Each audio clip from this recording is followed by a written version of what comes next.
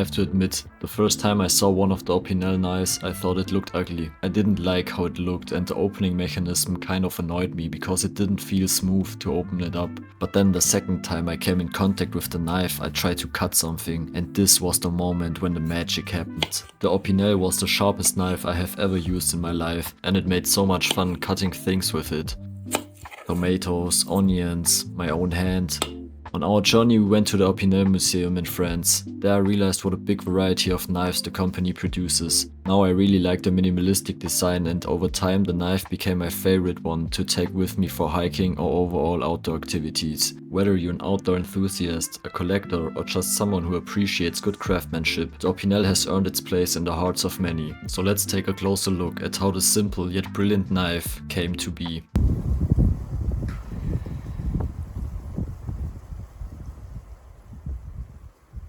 The Opinel knife was born in the heart of the French Alps in the small village of Saint-Jean-de-Maurienne. Sorry if I didn't pronounce that right, but I'm not a French guy. In 1890, a young man named Joseph Opinel, who was inspired by the tools and knives he saw in his local region, set out to create a design that would be both practical and affordable for everyday people. Joseph was just 18 years old when he crafted the first Opinel knife. His goal was simple: create a reliable, easy-to-use folding knife for the farmers, craftsmen and laborers in his community. Led by his passion for machinery and manufacturing processes, he decided to invent an object which he could manufacture using modern techniques. Against his father's wishes, who preferred handmade tools and traditional craftsmanship, he spent his free time refining the shape and manufacturing a small pocket knife. The Opinel was born. The first Opinel knives were made with a carbon steel blade and a wooden handle. As word spread, the Opinel became a staple tool for people working in the countryside, especially in rural France. Over the years the design evolved, but Joseph's philosophy of simplicity, utility and craftsmanship remained unchanged.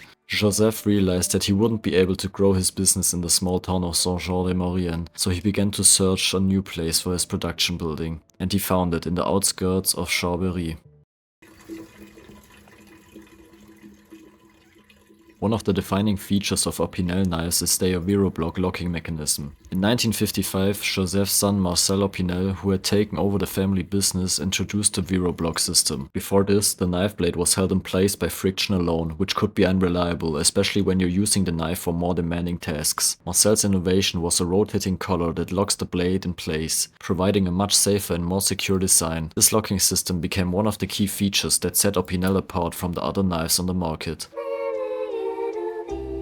In the early years, the knife was used for everything from wood carving to gardening and even as a utility tool in the fields. By the 1980s and the 90s, Opinel had firmly established itself as a global brand. The knives became a staple for outdoor enthusiasts, travelers and chefs alike. In fact, many chefs consider the Opinel the perfect tool for everything, from filleting fish to slicing vegetables. By the way, if you have asked yourself what the symbol of the Opinel knives means, here's the answer. It is the blessing hand of Saint Jean the Baptist, taken from the coat of arms of Saint-Jean-de-Maurienne, the birthplace of the Opinel family. Joseph Opinel added a crown as a reminder that Savoie was duchy. All the blades on Opinel knives and tools have been stamped with the crowned hand ever since.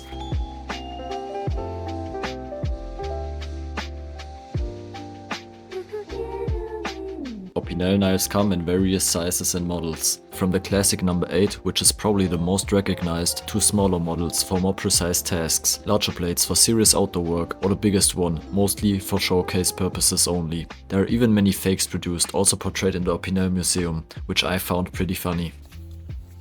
Nowadays, the Opinel company is still family owned. While the design has stayed largely the same, modern materials like stainless steel and durable benchwood have been incorporated, and today Opinel knives are recognized worldwide. The brand has also embraced sustainable practices, with many of their knives now made from recycled materials, and the company continues to focus on preserving the craft of knife making. In fact, Opinel remains a proud symbol of French craftsmanship, with a commitment to quality and practicality. Let's not forget that the Opinel knife is still just as affordable as it was in the beginning, which is part of what makes it so beloved. You're not just buying a knife, you're buying a piece of history, craftsmanship and tradition.